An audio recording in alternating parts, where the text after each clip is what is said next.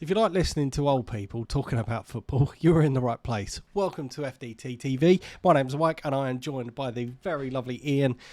We are here on a weekly basis talking everything Premier League, especially, as you can see from our shirts. If you are new here, I'm an Arsenal fan and Ian's outdated West Ham shirt that you can see behind. But he's actually one of the things I wanted to talk about later. So without further ado, let's just get into it. Just going to recap very quickly over some of the weekend's results. Some high-scoring games and some very not high-scoring games. First one, I think, is going to be obvious to everyone. Newcastle absolutely battering Sheffield United 8-0. I couldn't believe it when I saw the scoreline. I was like, 3-0, I was like, oh, maybe I should have started watching this game. But what I would like to point out, it wasn't Newcastle, it was Newcastle's B team. Because they played in Champions League, so they played a heavily rotated side, which still battered Sheffield United. That does beg the question. I mean, I think we made some predictions at the start of the season. As to who would be going down, who's a risk. I think, obviously, we mentioned Luton at the start of the season. Sheffield United, a bit of a yo-yo club, and I think Everton were another one of the ones that we spoke about. But yeah, I mean, we have seen it before when teams have been severely humiliated. It does come, or the manager does come into question. I mean, what do you think about this in this situation? Obviously, as you mentioned, it's sorry, go on. Yeah, I mean, we spoke about it, I think, last week, possibly the week before, about them selling like Sanderberg and people like that, who are good, solid midfield players who are leaders of the team. I don't think they're nowhere near the team that come up last time, Sheffield United. They have got some players who, on their day, can play ball. Do you know what I mean? Like the Ollie McBurnies of this world, you put him up front for Fulham, he's going to do that sort of Mitrovic role, but he's not a week in, week out, I'm going to score you 25 goals a season, keep you up. In the Championship, yeah, he score for fun, but that's the step up, isn't it? In quality. I think the question marks over Paul Higginbottom, who's the current manager, which have been rumbling on now for a few weeks, obviously don't help. Because if you're a team that you know you're going to be up against the wall a lot of the time, and actually you have to pull out some big performances across the season just to sort of make sure you stay in the league, and you question mark already after 6-7 games is the manager's going to get sacked. Then as a player you go, well, if he's getting sacked, why am I bothering busting my balls to put in 100% effort when I know in 2 weeks time new managers can come in and either I'm going to get dropped completely or he's going to like me and I'm going to get played anyway, so why would I bother? And I know it's not as simple as that, but in the back of the mind of some players, that will definitely be the case. And there will be some players who are not invested in the club as such, as like some of the youth players that come through, some people who know the history of the club. You get some of the, say, foreign imports, some of the homegrown players as well that come from afar. Don't get the culture of the club. I mean, Sheffield, they obviously got two clubs in Sheffield, but they're both fairly passionate, I would say.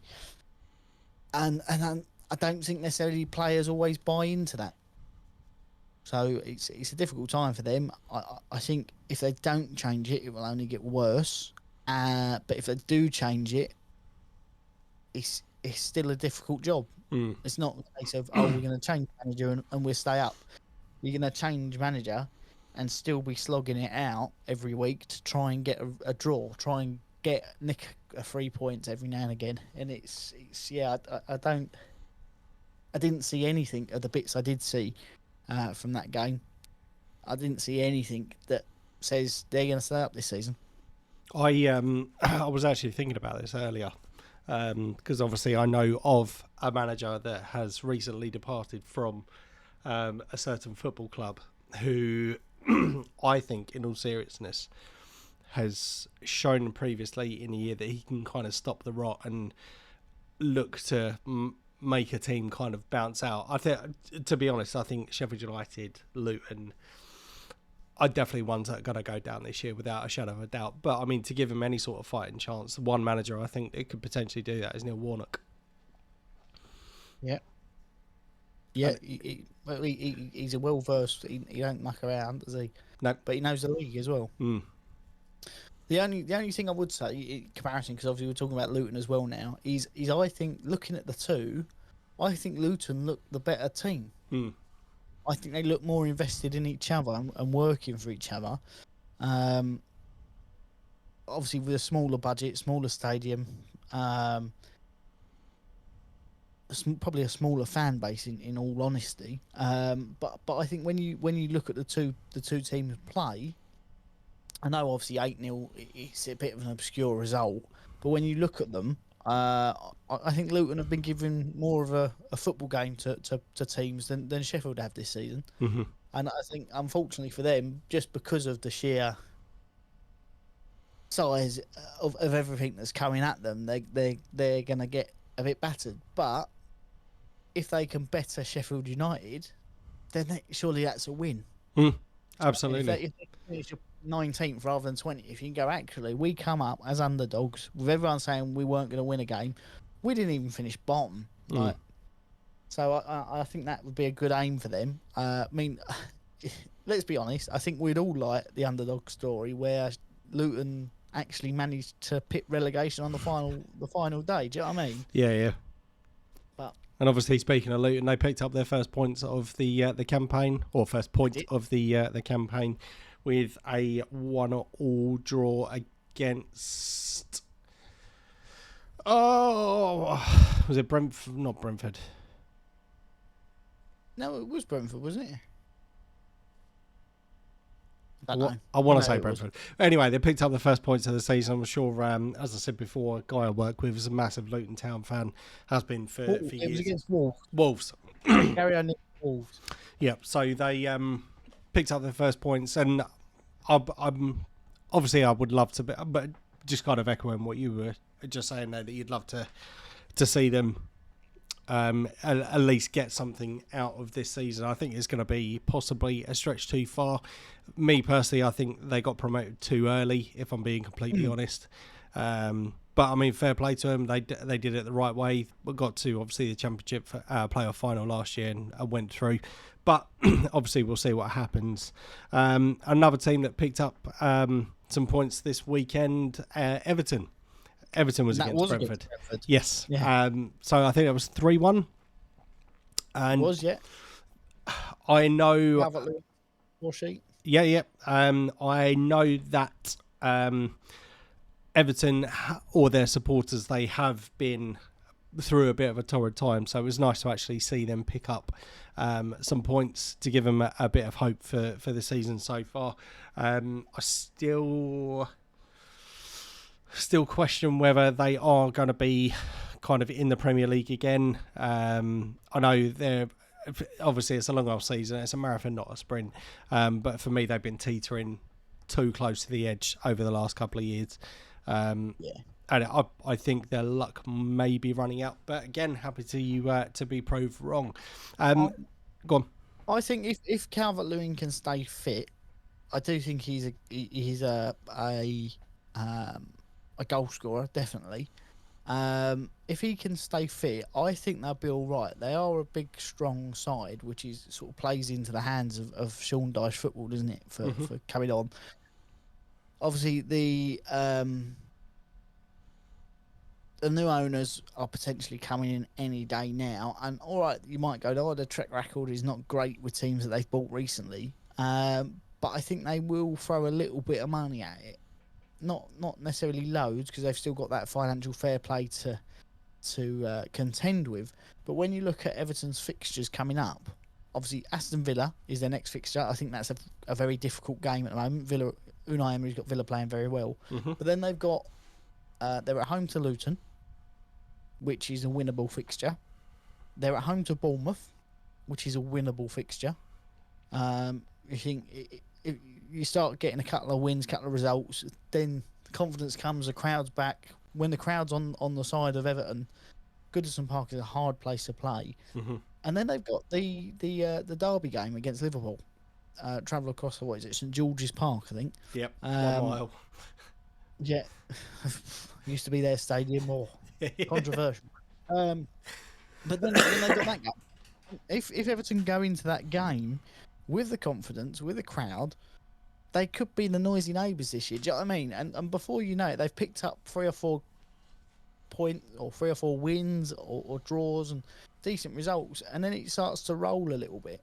I mean, hopefully they get battered all that. They've got no confidence by the time they play us at the end of October. But I mean, wishful thinking.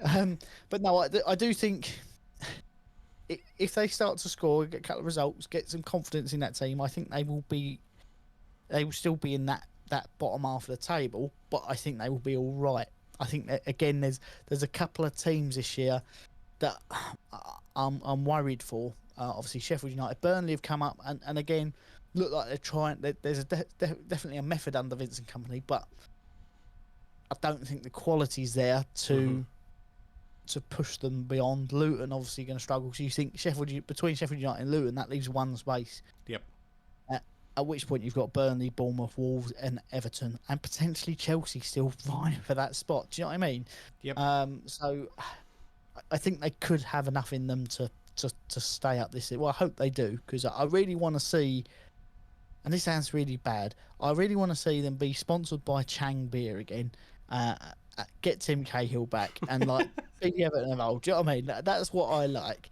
But it's probably not going to happen. Hang on, that means we lose Arteta. Mate, everyone's got to make a sacrifice. Do you know what I mean? True, absolutely. I reckon he would probably still walk into their midfield at the moment. Show him what to do. Wouldn't do much running, but give him the ball. He could always ping a pass, couldn't he? Yeah, absolutely. Just to follow on something you just mentioned, obviously this is something I wanted to pick up and possibly talk a little bit more in depth. You mentioned just a minute ago about potentially being drawn into the relegation battle. What the hell is going on with Chelsea? Another loss.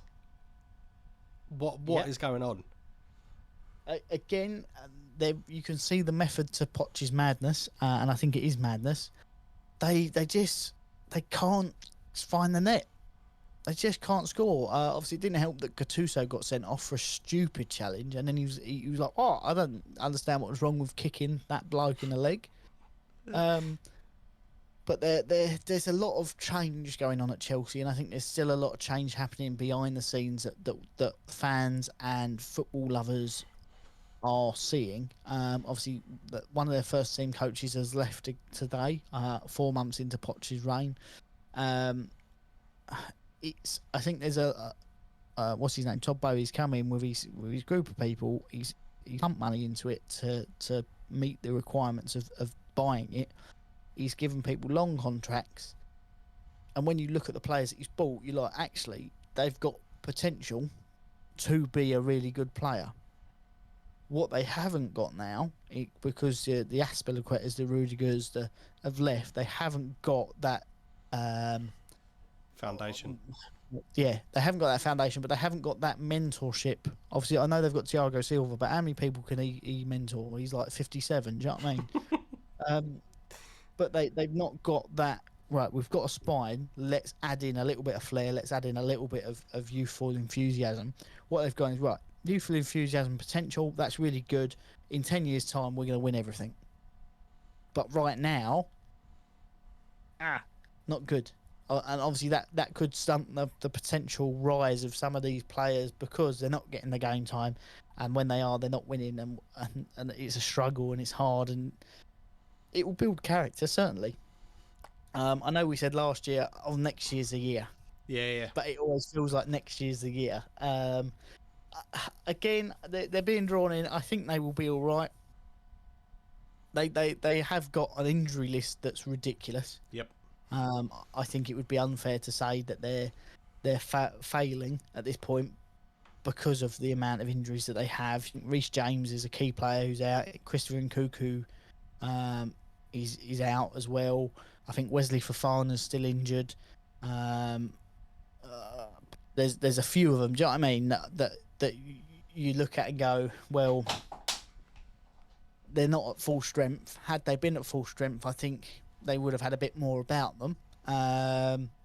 But yeah, it's just a case of they've got to get something going. They've got to be able to grind out the results. They hit the post again, I think 3 or 4 times in that game. So they're thereabouts. They just need the goals to be 2 inches bigger. But it says to me that Conor Gallagher's still playing.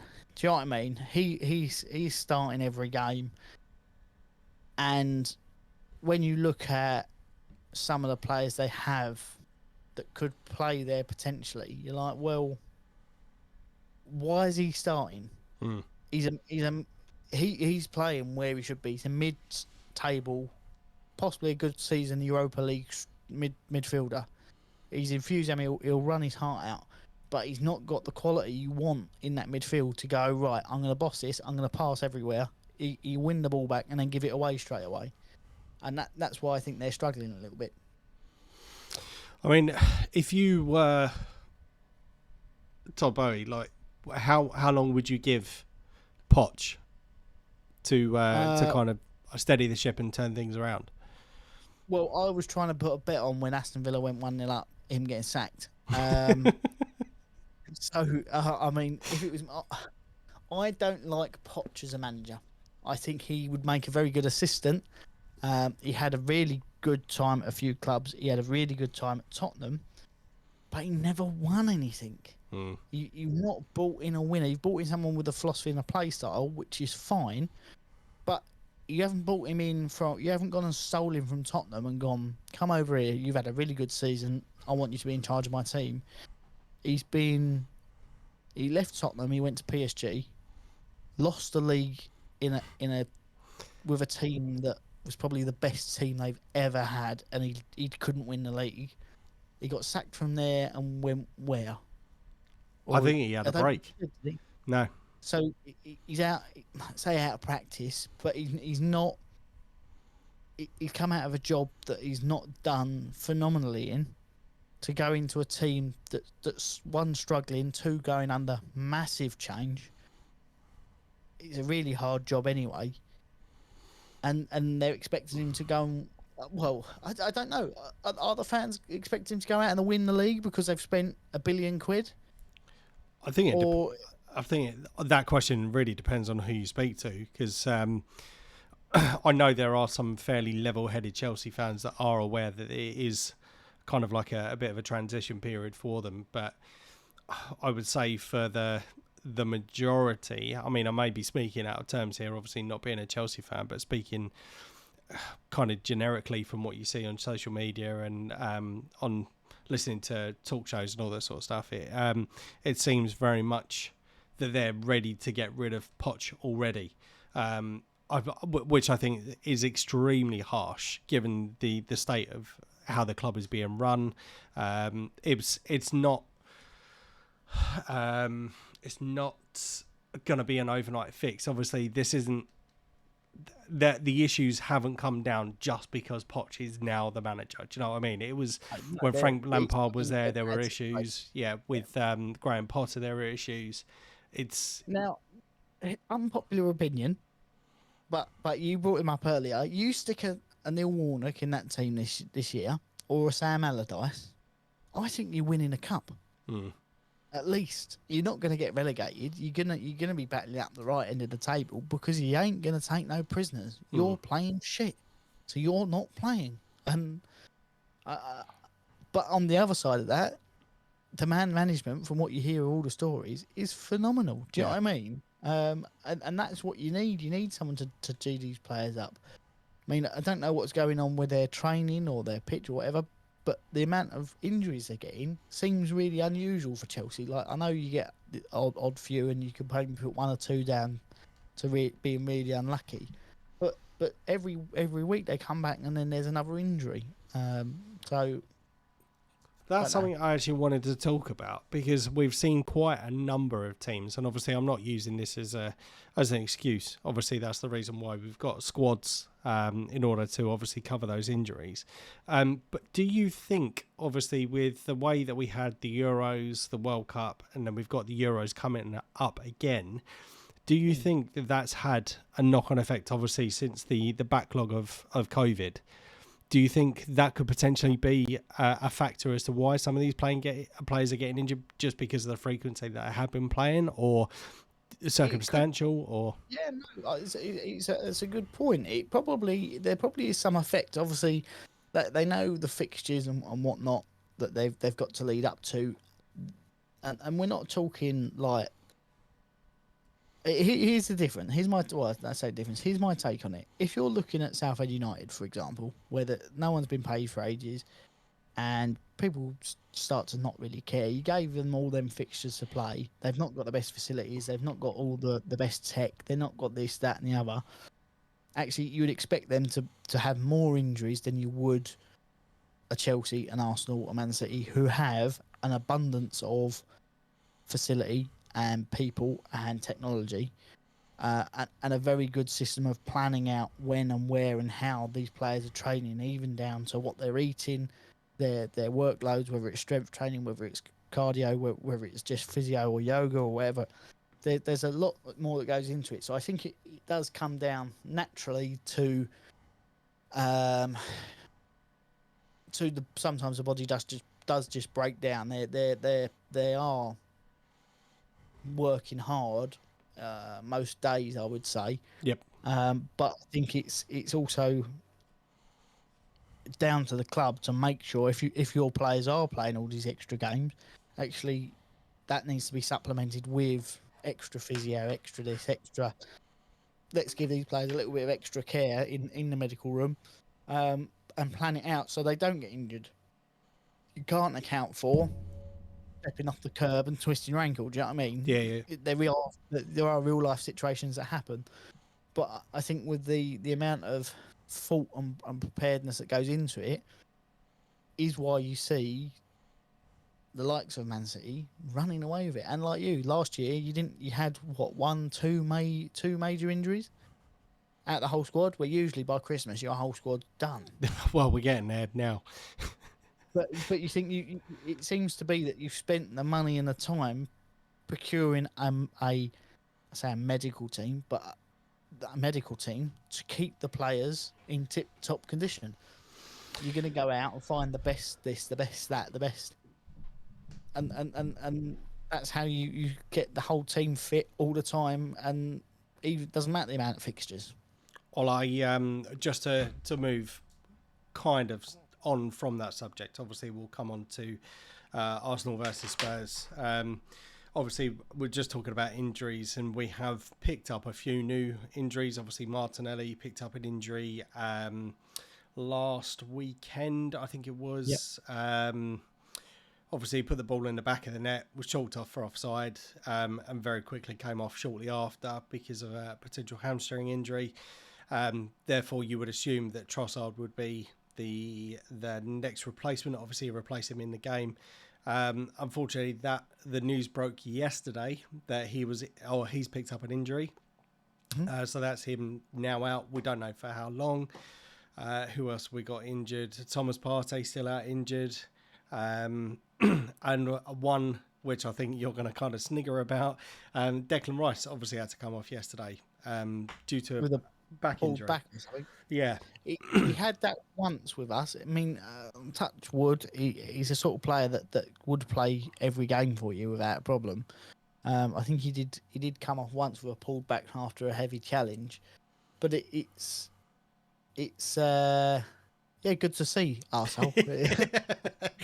I thought you would revel that in that. No, I don't mean that. I wouldn't wish bad on any player to be injured. It's but it is a case of what's changed. I mean, he's used to running through obviously shoddy training facilities, isn't he? So I mean, going onto a nice flat carpet and that's it. His body's not getting used to it. He's used to running on gravel. Exactly. So yeah, just touching on the North London derby. Obviously, we mentioned a few of the injuries. For the first 40 minutes, I'd say we were absolutely fantastic. Should have been 2 or 3-0 up. Obviously, Bukayo Saka scored an absolute blinding goal. In all seriousness, I was quite surprised when I see that was given to Bukayo Saka at first, and I was like, Was it given to him? "No, it was at first," but then obviously they come back a few minutes later to say that's it's gone As to I the say, that was a cross that was yeah, going yeah. to the far post. But yeah, it was obviously chalked off and given an own goal. And then Spurs not very quickly. Equalised immediately, didn't they? Yeah, it was very quickly. Yeah, it was stupid defending. And again, second half, Spurs I think grew into the game because we'd made a few changes due to some injuries. And the game kind of changed during the second half. Spurs were kind of all over us for the start of the second half, and then obviously they conceded the penalty which Bukayo Saka converted, and you were thinking, fantastic, this is it, we kind of got it, the momentum's turned again. And then 90 seconds later we concede a goal from Jorginho dilly-dallying with the ball, thinking he had too much time on his hands, picked off his feet, and obviously Heung-min Song scored the equaliser.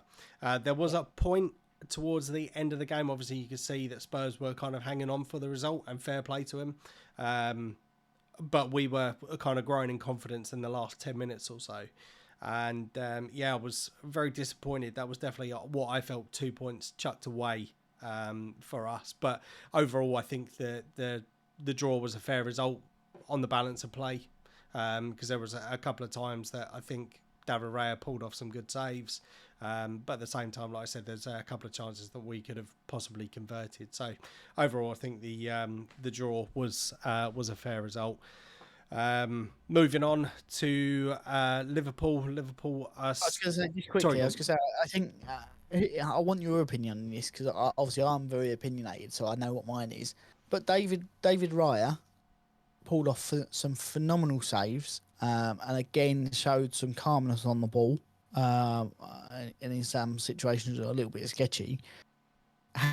Ramsdale been playing that game. Do you think you'd have lost? Do you know what? I really don't know. It's a high pressure game. It's Yep. not a normal game, is it? And it was very fiery. And yet my only thinking was with his.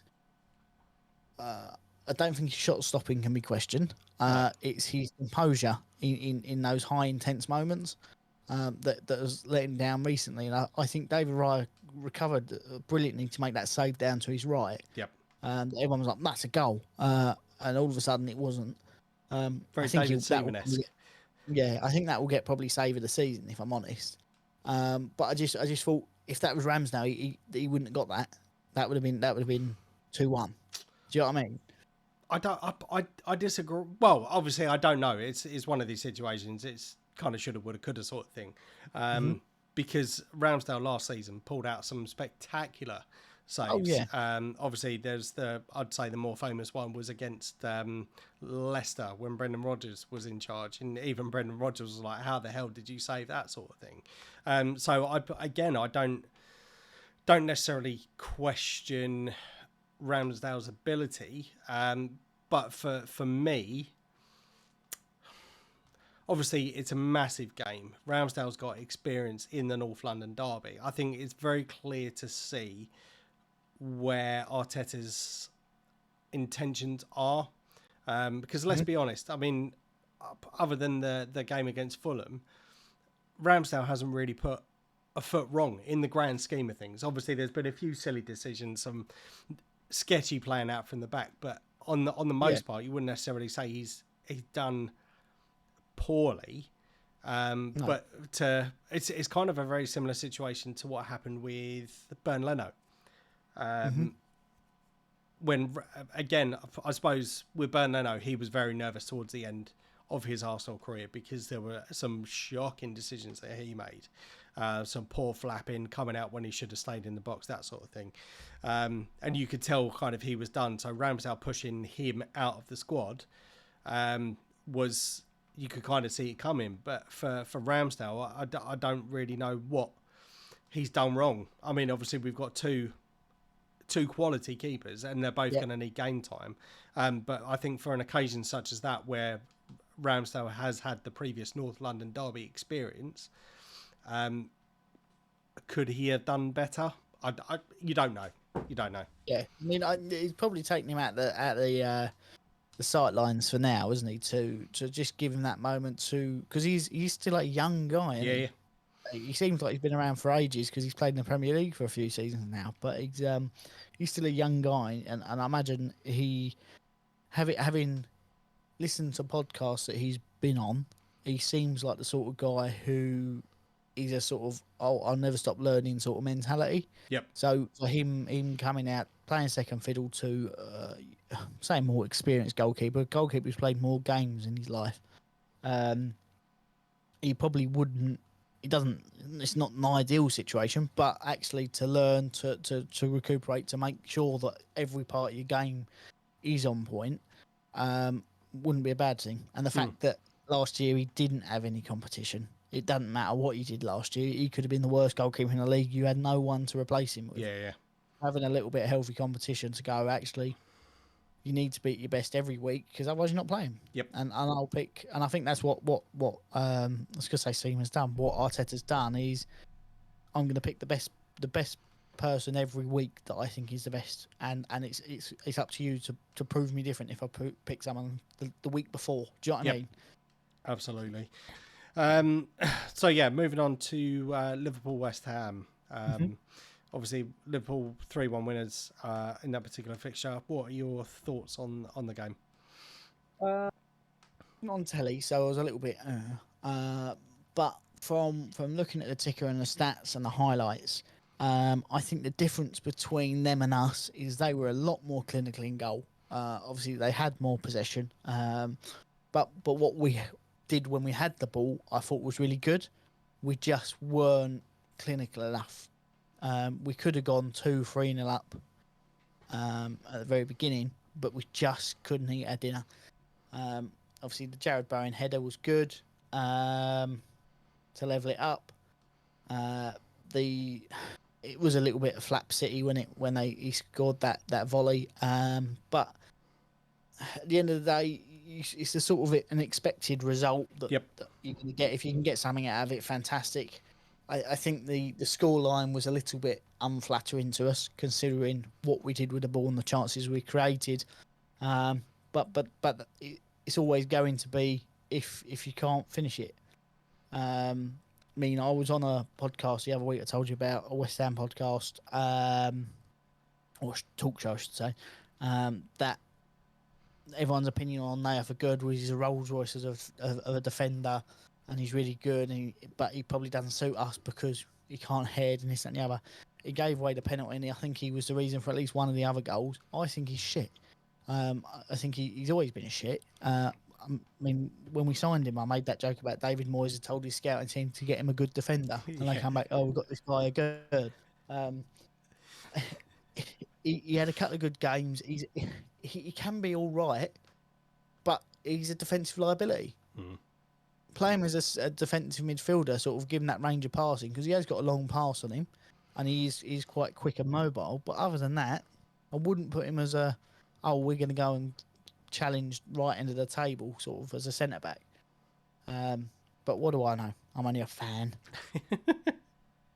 Yeah, as you said, it was one of those ones that we were expecting. Obviously, we do some predictions every week. Nice little segue into the predictions. So as I said, we do some predictions every week. If you are a regular to the channel, you know that I am the current holder of the magnificent FDT-TV predictions trophy, which is currently sitting on Ian's shoulder because he's not giving it back to me yet.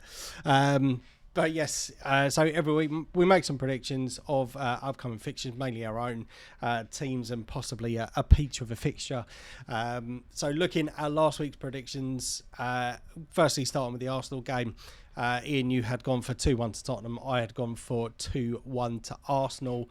And I think actually if you go back and listen to the podcast, I actually said, my heart says we're going to go for a win. I think it'll be a draw, but my head feels like we'll do...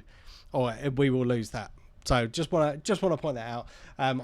There was part of me that thought we would get a draw, but then by all that, I've just kind of covered all my bases. Gone, yeah, we can win, lose, or draw that. So yeah, we can lose as well. it's a bit of a moot point. So no points for either of us there. Looking at the Liverpool-West Ham game, you went for 4-1 to Liverpool, and I went for 3-2 to Liverpool. The score was 3-1, so it's a point each there. So just to clarify, we get a point for the correct result and 3 points for the correct score. And then looking at the other fixture, which was Man United versus Burnley, you went for a 3-1 to Man United, and I went for a plucky 2-1 win to Burnley in that particular game. Obviously, it was 1-0 to Manchester United. So it's 1 point to you. So 2 points to you and 1 point to me for that week. So looking at the season totals, I think that's brought us back all square again. Yes, it has. So Ian, you are currently on 12 and I am on 12. Check back in. Obviously every week we do make more predictions, and obviously if you want to get involved and make some of your own predictions, leave a comment in the comment section below and compare how you get on to how we do. Looking ahead for this week's fixtures, we've got obviously the Carabao Cup, I think, is this week, midweek, but moving on to the Premier League.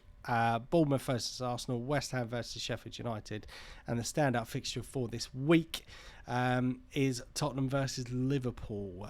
So we'll start with Bournemouth versus Arsenal. Obviously, it's very disappointing for us to pick up or to draw that game against Tottenham. Like I said, I think it was a fair result overall, but very disappointing not to come away with the 3 points, especially at home. And who knows, if we'd not lost the players that we did through injury, could have been a different game, but shoulda, woulda, coulda, and all that bullshit. Obviously, we are playing away from home, but I'd like to think we will bounce back from this. So I'm going to go 3-1 to Arsenal on this one.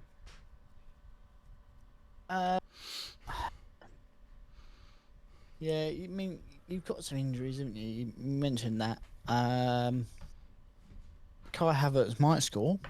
Don't know.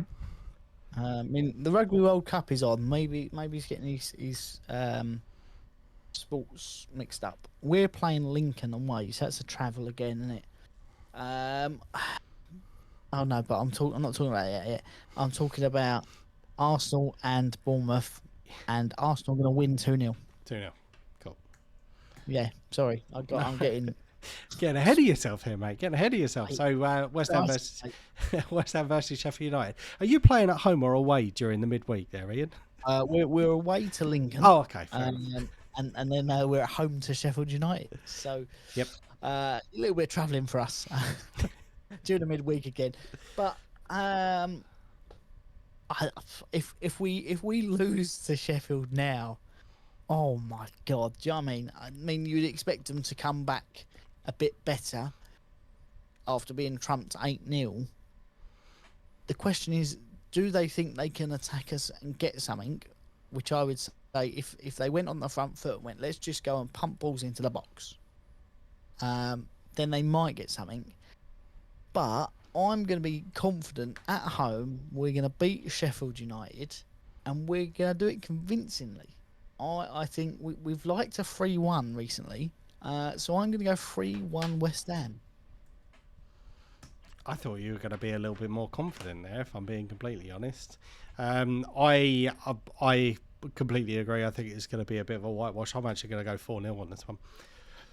4-0? I mean, I'll take it. Yep, I'm sure you would. But yeah, no, I just think they could come. I think they're going to come and they're going to park 11 men behind the bus, go, let's play for a draw. Let's get a point. Let's start to build something, and then. But I think that's where their weaknesses would be, because obviously they have got to be a bit on the front foot in order to kind of regain the fans' trust and play for a bit of pride. But I suppose you can also play for pride by not getting trumped. I think we're here's a funny stat. We're actually the best team for converting at goals compared to chances over the whole Premier League at the moment, because we have the ball so little. But we're a counter-attacking side. If you stick at 11 men behind the ball and go, come on, him, David Moyes doesn't know what to do. Yeah.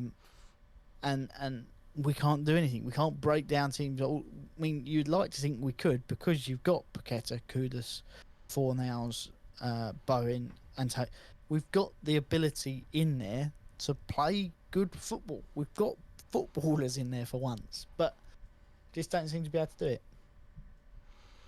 Well, we shall see. We shall see come the weekend, mate. I think all games, or both those particular games, are on Saturday. Let's move on to the last fixture that we're going to predict. This is going to be a bit of a tasty one. Obviously, Liverpool are undefeated at the moment. Yep. I actually think Spurs are undefeated as well, aren't they? They are, yes. Yep. They're 4 wins and 2 draws. As are Arsenal. So it's a big weekend for the top 4. How do you see this one going? You say the top 4. You're 5th. What are you talking about? Yeah, I'm talking Tottenham, Liverpool. Oh, Tottenham, Liverpool. I was going to say Brighton are 3rd. Bloody hell. I mean, how have they done that still? Here's the thing. I know we've said it depends if Liverpool have turned up. But they have been turning up. And they seem to be growing in confidence a little bit from what they have been doing. They played well. There were moments where we could have hurt them. Will Tottenham be able to do the same? I don't know. And I know that sounds silly because you'd like to say Tottenham play a little bit more forward, but it's can they keep the ball? Us playing Liverpool play really well into long balls up the wings, cross it in, hope for the best. Do you know what I mean? Mm-hmm. It is a little bit our Tottenham play, but it's another hard game for that Udogie, isn't it? The young guy. Yep. Because Salah. Here's something I was going to say. Salah has got a new record. He's the first player to score in 12 consecutive games after scoring against us twice. Huh. So there's an interesting fact for you. But they're not shy of goal, are they? Salah's got 4, Nunez got 4, Diaz got 3, Jota's got 2. Here's the quandary I'm in, Mike. Obviously, I'm not gonna like Tottenham because they're Tottenham and they don't like Tottenham. But I do like Big Ange. I liked him when he was at Celtic. I liked him before he came to the league. I liked what he did with the Australia team and the youngsters in the Australia team. And now he's gone to Tottenham. I'm sort of torn because you think, I really want this guy to do well. I like him as a bloke. Do you know what I mean? He's the sort of bloke I would like to have a pint with and just talk about football because he's got very strong views about how football should be played and how clubs should be run and I like it. But he's managing a team that I don't like. So it's hard because you think I want him to win, but I don't want them to win. Does that make sense? Yep. And now I'm in even more of a quandary because I don't want either team to win. No. So, like, if we could have a loss all round, Yes. then I'm laughing. I'm going to go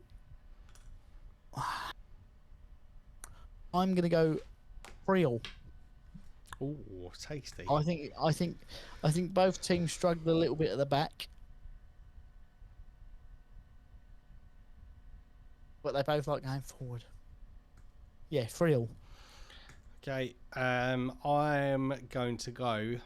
I think one of the teams is definitely going to pick up their first loss of the season. I would be very surprised if it is a draw. We mentioned the other day about how Spurs are kind of grinding out results, but I suppose in the same vein, so are Liverpool. Mm-hmm. But actually, you just mentioned they have got goals in them. We have seen some defensive frailties from Spurs over the last couple of weeks. They've been quite fortunate in the fact that they've been outscoring the opposition, certainly in the kind of dying moments of the game. But I think this is one where we could see Tottenham pick up their first loss. I'm going to go for 3-1 to Liverpool. Ooh. Both got fairly high scoring then. I think there is definitely goals in the game. I think the thing is, I mean, I don't know who Tottenham are playing midweek. Liverpool are hosting Leicester, who are high flying in the Championship, so they're full of beans at the minute. So will that change things? I don't know. Tottenham have got. They haven't. They're not playing midweek. Okay. So will that come into it? I don't know. Okay, well, as I said, let us know your thoughts of the predictions that we've made. Leave your comments down in the comments section below. Moving on to any other business, Mr. Ian, there's just one thing I wanted to bring up. Going back to Arsenal, Martin Ødegaard has signed a new long-term contract for the club. I think it's a 5-year contract. So it's good to see kind of like the foundation of the youth players that we've seen over the course of the summer extending their contracts. Martinelli, Saka, Saliba, Ødegaard, Reece Nelson, I think, has just signed a new contract as well. So it's good to see that we've got some signatures to extend their contracts with the club, which is good. No, I do. It's very forward thinking. You've fallen foul of it a couple of times, haven't you? Where you've gone, oh, this player's now out of contract. Yep. So actually getting in front of it is good. At getting players that the manager knows and likes to sign new contracts is even better. Mm-hmm. One bit that does get me is Nketiah. I like the player, but is he Champions League quality? Is he top of the table quality? I don't think so. I think he would back himself, and on his day, he is really good, but he's not consistent enough for me. Yep. Here's the question. Paul Merson has come out and named a player that he wants Arsenal to sign in Ivan Toney when he comes back from, obviously, his ban. Would you take him to lead the line at Arsenal? He's a goal scorer. He's got that flair about him. Obviously, he's been mixed up in the wrong thing at the moment, but it's a tough one, obviously, because he's been banned from all football activity, isn't he? For the course of his what was it, 8-month ban he had? Which, so he's not been allowed at the football club or anything like that. I think it's a big risk to take. But I suppose there's no riskier than having the players that we've currently got. I suppose it depends. It depends on the value that Brentford put on him, because he's not going to come cheap. But then I think he'll come back very fit cardiovascular wise. It's where, because I imagine he's got a home gym and everything else. It's whether he can come back and get that match fitness and how sharpness. Yeah. For me, that's going to very much depend on the price tag. For me, whether we should, or whether that would sway my opinion to go for him or not. I think it will be a good signing, and possibly ship Nketiah off on loan. As you said, he's not consistent enough.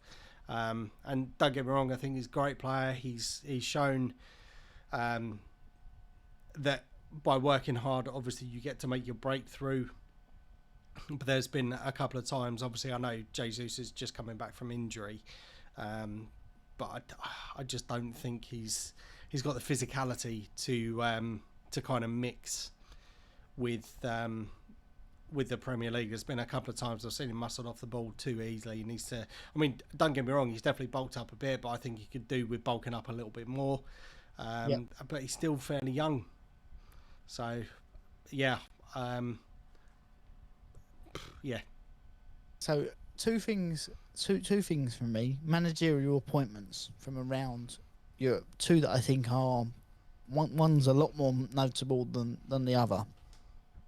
So everyone's favourite on the old scores update is Inverness Caledonian Thistle. Duncan Ferguson taking charge of them as of tomorrow morning. So I mean, good appointment for them, I think. Certainly, it's going to scare a few people, I'm sure. But the big one is apparently Real Madrid have sourced their next manager. I think Carlo Ancelotti is leaving at the end of the year, or at the end of the season, I should say. And apparently they've already handpicked Xabi Alonso to take over. It's not confirmed, but yeah, it's apparently that's who's going to take over, Fair which enough. could work out well. It could work out really badly. He's not doing terribly at Leverkusen, but yeah, wait and see. Perfect. Is there anything else that you want to pick up? No? Perfect. No, Well, if you have made it this far, thank you very much for sticking with us. As always, we will be back next week to talk absolute bullshit once again. Yep. If you could please hit that like and subscribe button and turn on the notifications, making sure that you stay tuned for all future videos. But until then, I've been Mike. I've been here. And we will see you next week.